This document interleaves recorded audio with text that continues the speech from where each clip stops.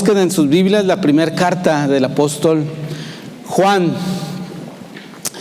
Mientras la encuentran, quiero decirles, me da mucho gusto ver hermanos que hace tiempo que no veíamos. Están nuestro hermano Raimundo, sus hijos Sebastián y Lisette con nosotros, una familia muy querida de nuestra iglesia. Gracias por acompañarnos. Está Evelyn, que nos acompaña esta mañana. Está Javier con nosotros, bienvenido, otra vez estuviste el domingo anterior. Hermanos, también bienvenidos de vuelta a los que estuvieron ausentes una o dos semanas por motivo de las vacaciones de Navidad. Vamos a leer en la primera carta de Juan, capítulo 1, versículos 1 al 10. Y Juan nos dice: lo que era desde el principio, lo que hemos oído, lo que hemos visto con nuestros ojos, lo que hemos contemplado y palparon nuestras manos tocante al verbo de vida. Porque la vida fue manifestada y la hemos visto, y testificamos y os anunciamos la vida eterna, la cual estaba con el Padre y se nos manifestó. Lo que hemos visto y oído, eso os anunciamos, para que también vosotros tengáis comunión con nosotros. Y nuestra comunión verdaderamente es con el Padre y con su Hijo Jesucristo. Estas cosas os escribimos para que vuestro gozo sea cumplido. Este es el mensaje que hemos oído de Él y os anunciamos. Dios es luz y no hay ningunas tinieblas en Él. Si decimos que tenemos comunión con Él y andamos en tinieblas, mentimos y no practicamos la verdad. Pero si andamos en luz como Él está en luz, tenemos comunión los unos con los otros, y la sangre de Jesucristo, su Hijo, nos limpia de todo pecado.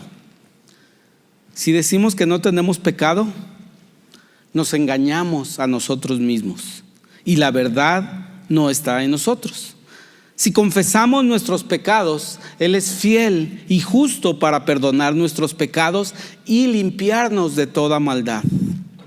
Si decimos que no hemos pecado, le hacemos a Él mentiroso y su palabra no está en nosotros. Oremos. Padre,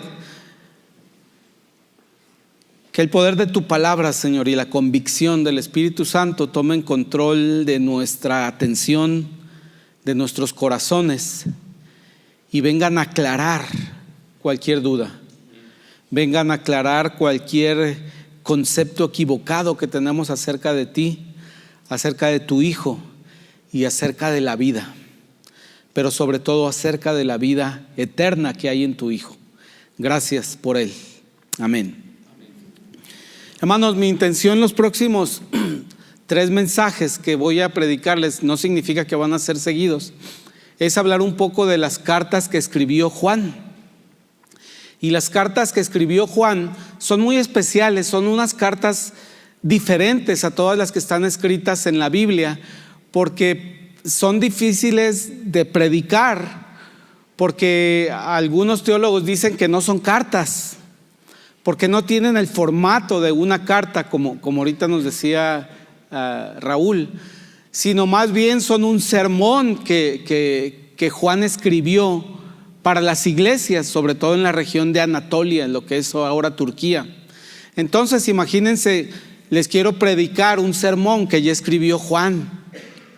Lo más correcto sería leerlo directamente, ese sermón, pero quiero enfocarme en encontrar algunas cosas importantes en las cartas que escribió Juan. Y hermanos, hay una característica muy especial en Juan como apóstol, como escritor, como discípulo inspirado por el Espíritu Santo para traernos un mensaje a toda la humanidad, pero en particular esta mañana a nosotros. Y es que Juan, al ser inspirado por Dios, no puede evitar imprimir en lo que él escribe su propia personalidad. Y Juan, al escribir lo que Dios le inspiró, imprime en esas cartas una fuerte emotividad y una manera muy directa y personal de comunicar el evangelio. de comunicar su relación con Jesucristo y de comunicar, de anunciar las grandes verdades que Dios eligió anunciar a través de él. Y Juan, como ningún otro escritor del Nuevo Testamento, lo hace de una manera muy sensible, apelando a emociones muy, muy internas, no solo en su vida, sino también buscando conectar y encontrar esas emociones muy en lo profundo que hay en nuestra vida. No hay otro escritor del Nuevo Testamento que sea tan intencional en buscar mencionar el afecto, los lazos de afecto, los profundos lazos de afecto. Tanto así que se refiere a los creyentes como sus hijos pequeños. Hijitos míos, les dice. Y también frecuentemente le menciona a los creyentes, amados míos. Y ningún otro escribe con tanto cuidado de los creyentes como él, viéndolos como a posesión suya, como alguien que él tiene que cuidar. Y todo esto comenzó no solamente cuando Jesús resucitó, sino desde antes. Juan tuvo la fortuna de estar como un niño grande o como un preadolescente acompañando a Jesucristo durante su ministerio. Mire, quiero que usted recuerde aquellos momentos cuando regresó a un hogar en el que había estado en su infancia, quizá el hogar de sus abuelos, o el hogar de sus tíos, o el hogar de unos primos muy queridos, al que usted nada más iba de niño el verano, quizá para estas fechas de diciembre. Estoy seguro que ustedes tienen una asociación muy fuerte acerca de los aromas que había en ese lugar. ¿A qué olía el café que preparaba la tía o la abuela? O a veces hasta la mezcla de aroma, ¿no? Del piso de madera con el cigarro que se fumaba el abuelo. Algo había, ¿verdad? Pero hay algo especial que en la infancia somos muy impresionables, y esas sensaciones que percibimos en la infancia las mezclamos con sentimientos y logran una impresión muy profunda en nuestra vida. A diferencia de los demás apóstoles, Juan pudo vivir esa experiencia de ser impresionado por Cristo cuando tenía escasos 12, 13, 14 años, y pudo acompañarlo casi 3 años de su ministerio. Y era tanta la relación afectiva que había entre Jesús y Juan, como un hermano mayor a un hermano menor, que al pie de la cruz, estando María, la madre de Jesús, y Juan, les dijo Jesús: ustedes son familia, sean familia el uno para el otro. Lo puso, conociendo la afectividad que tenía Juan, le dijo: encárgate de mi madre, porque eres como mi familia.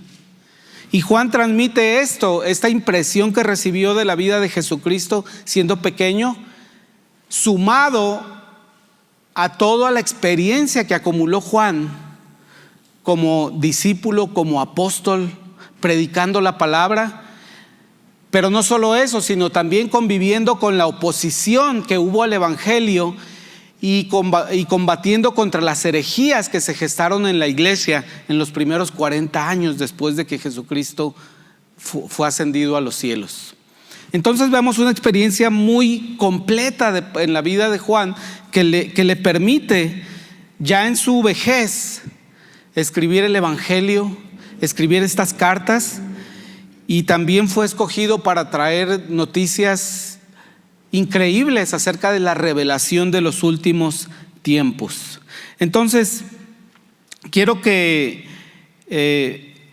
analicemos este escrito de Juan en el capítulo 1, y quiero leer otra vez los primeros 3 versículos, de los cuales vamos a extraer una secuencia de 3 verdades importantes que quiero exponer esta mañana. Dice el versículo 1, lo leo otra vez: lo que era desde el principio, lo que hemos oído, lo que hemos visto con nuestros ojos, lo que hemos contemplado y palparon nuestras manos tocante al verbo de vida. Y aquí hace un paréntesis Juan, porque quiere explicar a qué se refiere con el verbo de vida. Entonces, a manera de explicación, pone un paréntesis en el versículo 2 y dice: porque la vida fue manifestada y la hemos visto, Y testificamos y os anunciamos la vida eterna, la cual estaba con el Padre y se nos manifestó. Entonces ya, cierra el paréntesis y vuelve otra vez. Lo que hemos visto y oído, eso os anunciamos, para que también vosotros tengáis comunión, con nosotros, y nuestra comunión verdaderamente es con el Padre y con su Hijo Jesucristo. Juan comienza hablando en plural, es una manera de hacer una declaración en plural, aunque está hablando de su experiencia, pero está incluyendo también a los demás discípulos.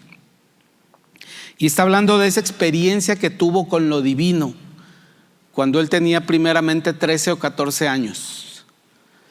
Es una experiencia diferente a la de Pablo, que también fue un apóstol notable. Miren, la experiencia de Pablo con Cristo fue un par de frases y lo que duró en caerse del caballo. Fue un pequeño momento, quizá un minuto, la experiencia que tuvo Pablo con Cristo. La de Juan fue de 3 años, de comer, descansar, jugar, estar preocupados, orar, ministrar, caminar, navegar, andar en los caminos. Ver a Jesucristo preocupado porque los discípulos no entendían lo que Él les estaba enseñando. Fue una experiencia diferente. Y vemos aquí cómo esta experiencia diferente afecta la manera en la que escribe Juan. Y es una manera que pudiera parecer altamente redundante lo que Juan dice, porque Juan es muy repetitivo e insistente en lo que dice. Y la primera cosa que podemos extraer de estos 3 versículos es que, número 1, de lo que nos dice Juan, es que existe ya para nosotros un conocimiento manifestado claramente sobre la vida y sobre la vida eterna. Si vamos a la siguiente, está el punto número 1. Ya tenemos, de acuerdo a lo que Juan dice, ya tenemos un conocimiento claro y manifiesto sobre la vida, pero más importantemente sobre la vida eterna. Y es una respuesta a una de las mayores interrogantes que ha tenido la humanidad generación a generación y persona tras persona, cuestionándose. No solamente los filósofos, no solamente los economistas, no solamente los políticos, sino cada persona se cuestiona: ¿dónde está la autoridad en este mundo? ¿En dónde radica la posesión de las cosas? ¿Es del Estado, es de la comunidad, es mío, es de la familia, es del hombre, es del rey, es del emperador? ¿Y dónde está el conocimiento completo de las cosas? ¿Y en qué radica el propósito de la vida? ¿Y qué pasa después de la vida? Todas estas interrogantes las contesta Juan y dice que tienen una respuesta en la vida de Cristo Jesús. Muchos sistemas filosóficos han contestado estas interrogantes diciendo que la autoridad, la posesión de los bienes y el conocimiento pleno está en la mente del hombre, está en la humanidad del hombre. Pero tristemente estos sistemas han descubierto que la consecuencia de que estas 3 cosas radiquen en el hombre es un gran sufrimiento que han experimentado todas las generaciones y todas las personas de la tierra. Todos hemos experimentado el sufrimiento que conlleva que el hombre sea el dueño de las cosas, el hombre sea el dueño del conocimiento y el hombre tenga la autoridad en todas las cosas. Y Juan lo que viene diciendo aquí es que lo que era desde el principio y que nosotros conocimos llegó a manifestarse. Dice, fue manifiesta la vida. Aquello que estuvo principalmente en el árbol de la vida en el huerto de Edén, esa misma vida completa y eterna ha vuelto a manifestarse en la persona de Jesucristo. Y Juan es muy enfático en decir que él lo experimentó. Pero lo importante es que esta verdad sobre quién tenía la autoridad, quién tenía la posesión de las cosas y quién tenía el conocimiento completo de las cosas, Dios se lo reveló a un pueblo pequeñito en un rincón ahí del Mediterráneo.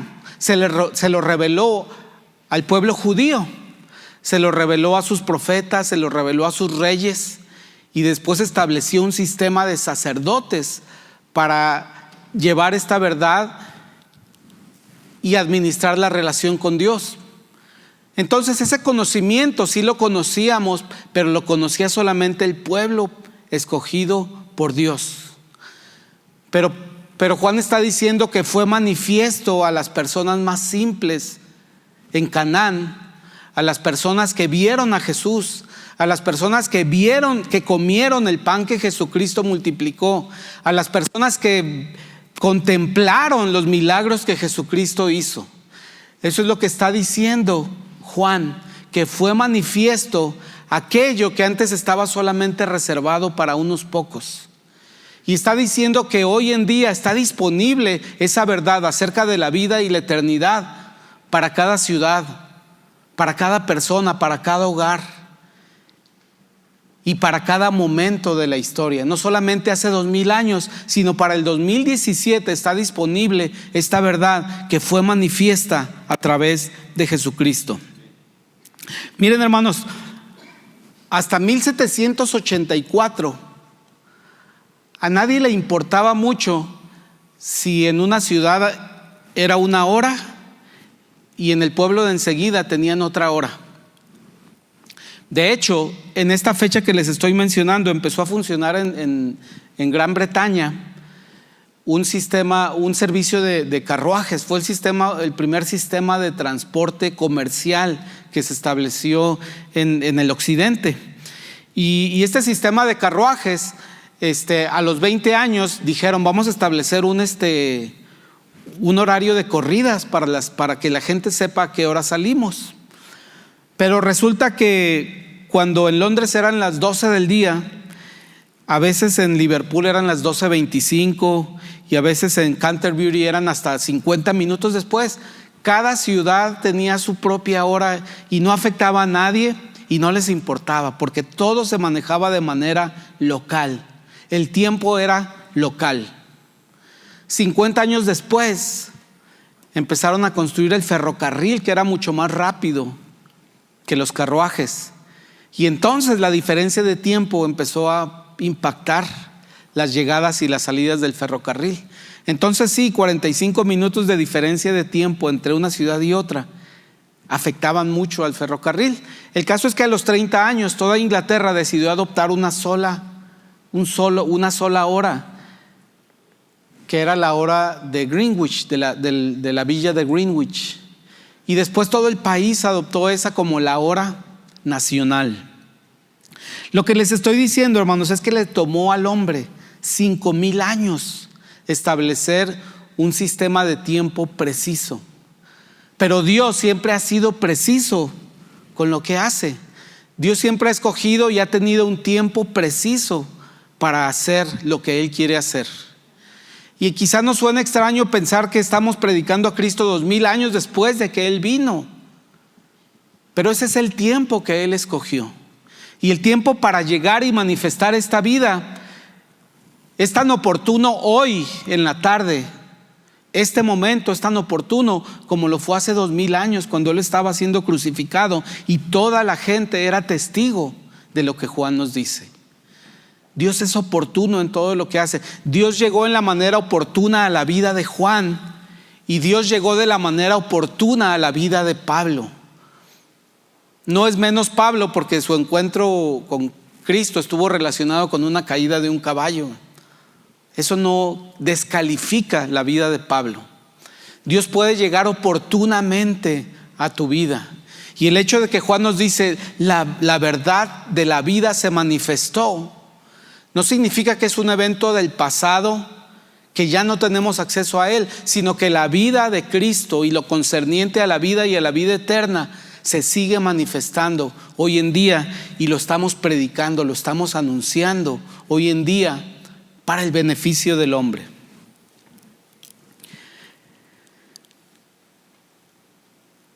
Ya no tenemos que estar buscando si alguna filosofía se ajusta a lo que creemos, si alguna filosofía nos checa bien en mi personalidad. No tenemos que estar checando si en esta generación hay un nuevo filósofo que realmente sabe interpretar la verdad de la vida.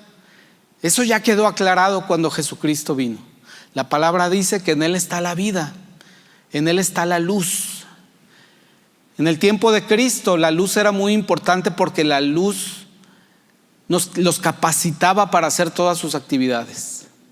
La oscuridad los inhabilitaba de hacer cualquier actividad, pero la luz les permitía hacer todas las actividades que necesitaban hacer.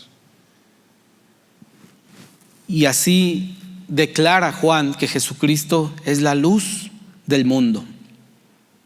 En segundo lugar, Juan nos dice que hay un conocimiento ya manifestado a través de Jesucristo acerca de la vida, pero dice que este conocimiento hay que conocerlo y experimentarlo en primera persona.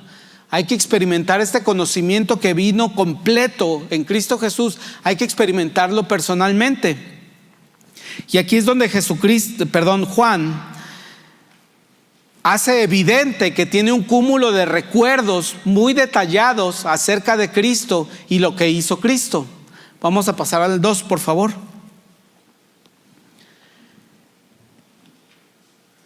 Y Juan es exhaustivo en decirnos que podemos conocer a Jesucristo por experiencia. Tanto así que él dice en 2 ocasiones, dice: lo hemos visto y oído, lo escuchamos, lo hemos contemplado, lo palparon nuestras manos. Juan habla con base a esa experiencia, pero no solamente la experiencia de esos 3 años, sino los siguientes 60 años de su vida. Tuvo esta experiencia personal, escuchando a Cristo, recordando a Cristo, recordando la interacción que tuvo con Él. Y esta misma experiencia se debe repetir en la vida de los creyentes. Debemos llegar a conocer a Jesucristo personalmente. No a través de un representante o un profeta o un sacerdote o un maestro o un iluminado, sino a través de tus oídos, de tus ojos, de tu experiencia. Escucharle a través de la oración. Atreverte por fe a imitar sus acciones para que puedas sentir lo que Él sintió cuando tenía compasión del necesitado. Que puedas sentir lo que Él sintió cuando alimentó al hambriento.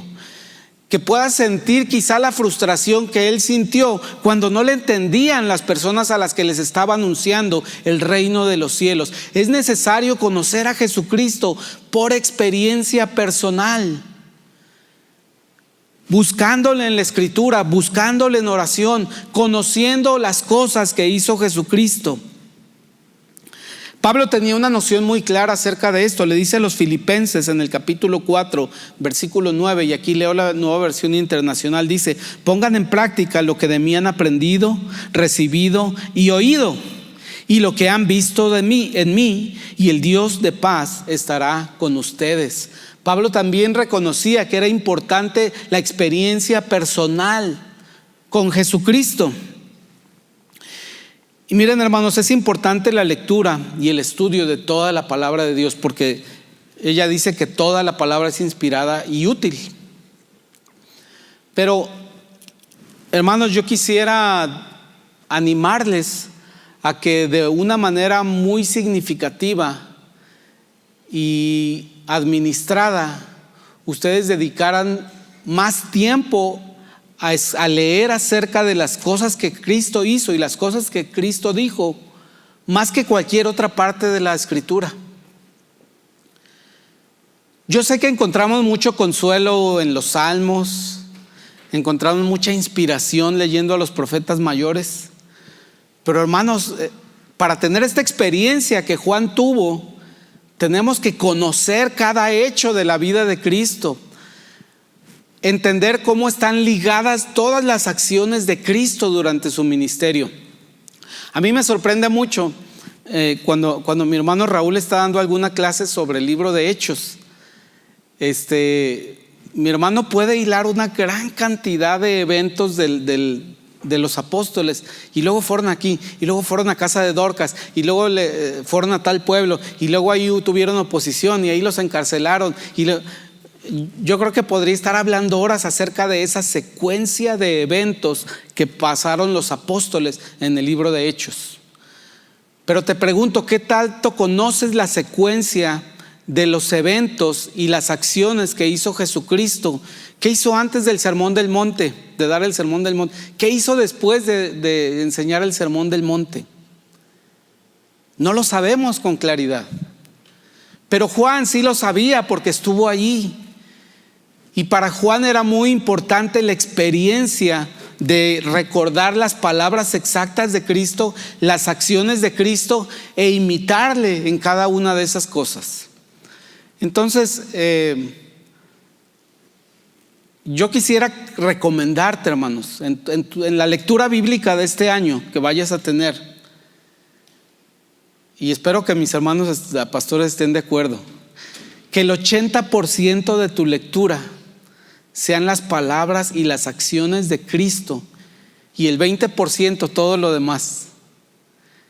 Yo sé que estoy desbalanceando mucho lo que tradicionalmente lees, pero es importante, hermanos, que llegues a conocer con detalle las acciones y la manera de pensar de Cristo, para que puedas sentir este involucramiento que tenía Juan, porque eso es lo que él quiere transmitir. Lo vimos con nuestros ojos, lo tocamos con nuestras manos, lo escuchamos con nuestras palabras, lo meditamos lo que Jesucristo hizo.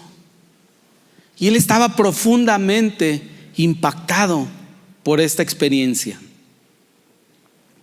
En tercer lugar, esta experiencia que está basada en el conocimiento que Cristo reveló, esta experiencia que tenemos que conocer detalladamente acerca de Cristo, es para compartirse, es para vivirse en comunidad.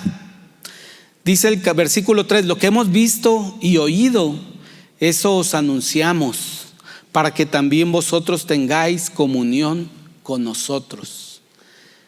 Es decir, esta experiencia que Juan tuvo al haber compartido toda su vida como discípulo de Cristo, 3 años como un jovencito pequeño aprendiendo de él, y 60 años como un ministro, como un apóstol de él, era para compartirla con los demás.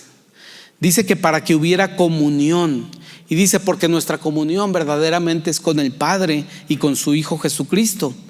Y dice el versículo 4: estas cosas os escribimos para que vuestro gozo sea cumplido, para que hubiera una paz de decir, esta vida que ha sido revelada a través de Cristo, la puedo vivir y puede traer paz a mi corazón.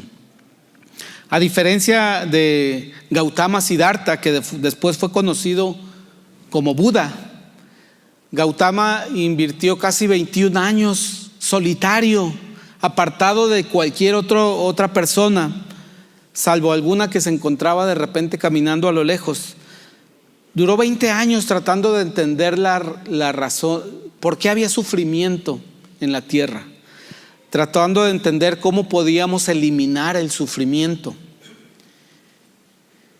Y Buda, al parecer, desarrolló una técnica interesante para eliminar un síntoma en la vida del hombre, pero no pudo encontrar algo que curara la causa raíz del sufrimiento, que es el pecado.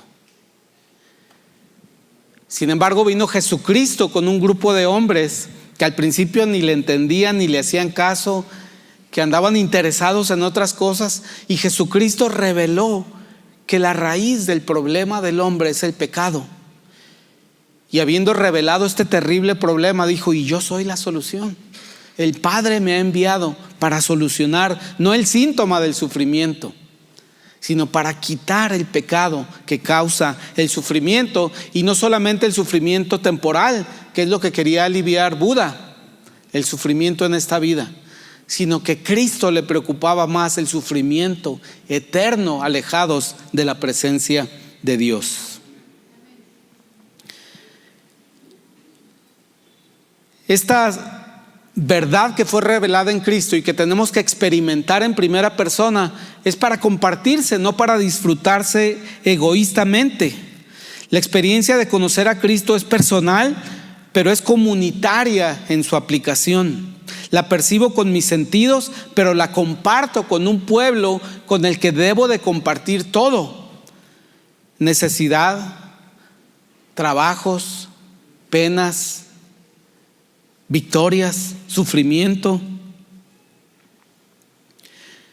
Dice Juan: para que también vosotros tengáis comunión con nosotros, y nuestra comunión verdaderamente es con el Padre y con su Hijo Jesucristo. John Wesley esta idea la desarrolló en una frase muy completa que dice: quiero a Cristo completo como mi Salvador. La Biblia como completa como mi libro personal. Toda la iglesia completita como mi comunidad. Y todo el mundo entero como mi campo misionero. Así entendía Juan Wesley que la vida que Cristo nos ha dado y la experiencia que nos ha dado de conocerle es para compartirla con otros. Ahora, ¿cómo se veía esta vida en comunidad? Bueno, Hechos 2:42 nos dice que los apóstoles y los creyentes se mantenían firmes en la enseñanza de los apóstoles, en la comunión, en el partimiento del pan y en la oración. Y dice que como consecuencia de esto, en el versículo 43, todos estaban asombrados por los muchos prodigios y señales que realizaban los apóstoles. Todos los creyentes estaban juntos y tenían todo en común. Vendían sus propiedades y posesiones y compartían sus bienes entre sí según la necesidad de cada uno. No dejaban de reunirse en el templo ni un solo día. De casa en casa partían el pan y compartían la comida con alegría y generosidad, alabando a Dios y disfrutando de la estimación general del pueblo. Y cada día el Señor añadía al grupo los que iban siendo salvos. Así se veía en aquel tiempo, en el siglo I, que esta experiencia de conocer a Cristo se vivía en comunidad. ¿Cómo se debería ver ahora? Yo pienso que muy parecida, salvo algunas diferencias culturales que se han desarrollado en estos 2000 años. Diferencias culturales como, por ejemplo, ahorita está muy vigente el tema de que si es válido como una manera de protestar contra el gobierno dejar de pagar impuestos. Y alguien puede decir: oye, pero vemos en la palabra que hay que darle a Dios lo que a Dios le corresponde y al César lo que le corresponde al César. Y uno diría: es un ejemplo perfectamente aplicable, pero sí hay una pequeña diferencia. El César era un gobernante por ocupación militar, era un conquistador, y nosotros vivimos en un gobierno democrático. Entonces hay que contextualizar la escritura a la luz de esa diferencia cultural. ¿Cómo será la convivencia de los creyentes hoy en día? Yo pienso que debería ser muy cercana a lo que dice Hechos capítulo 2. Y me puedo dar cuenta que estamos muy lejos, hermano, de esa convivencia. Estamos muy lejos de compartir eso. Y no me refiero a que estemos todos los días en el templo de 6 a 10 de la noche, ¿verdad? Pero hay elementos aquí que son fácilmente aplicables y que no los estamos aplicando.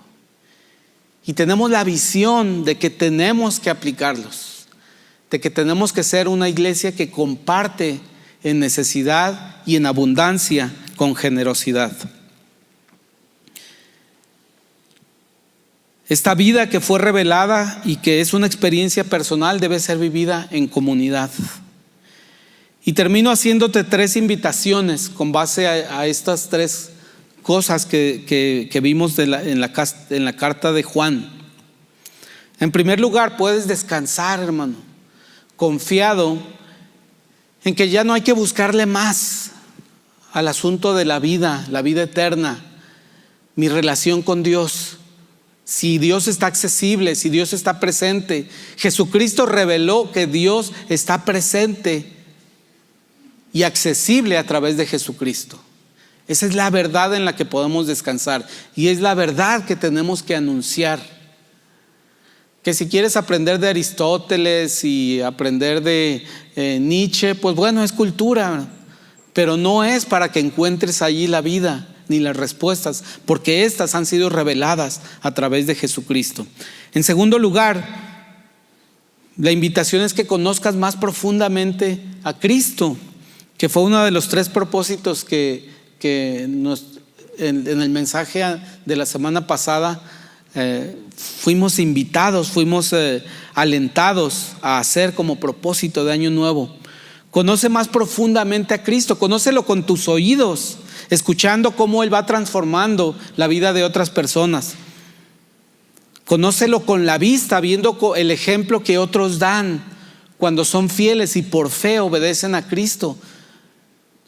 No solamente puedes ver las acciones de Cristo, sino puedes ver las acciones que otros creyentes repiten cuando son obedientes a Cristo y tienen compasión, y podemos verles y aprender de ellos.